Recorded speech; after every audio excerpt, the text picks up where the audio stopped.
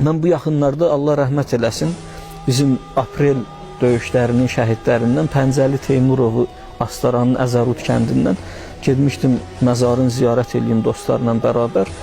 Ailəsi ilə görüşdük, qohum-əqrəbası ilə filan qəbrin ziyarət elədik.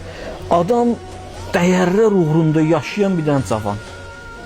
Təsəvvür elə, istədiyin həyata keçirdən bir dənə cavan. Bugün bütün xalq onu tanıyanlar sevir. Tanımayanlardan da istəyirəm onun həyatını oxusunlar. Görsünlər Azərbaycanın necə dəyərlər uğrunda can verən oğulları var.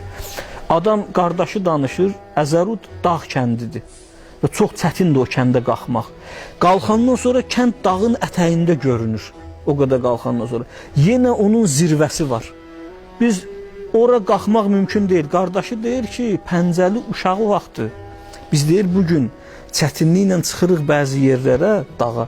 Görürük ki, orada ağaclar var, o ağacların üstündə Pəncəlinin adı yazılıb. Təsəvvür edirsən, adam uşaq vaxtı fəth eləmək arzusunda olur. Qalxıb ora, heç kətdən heç kim ora qalxmayıb, belə yerlərə qalxıb, kətdən heç kim ora getməyib, gedib ora öz adını da yazıb.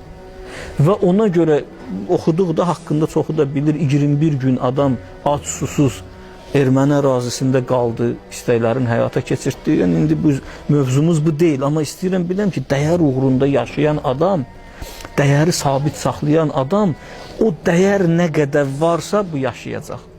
Nə qədər vətən varsa Pəncəli var. Nə qədər vətən varsa mübarizlər var.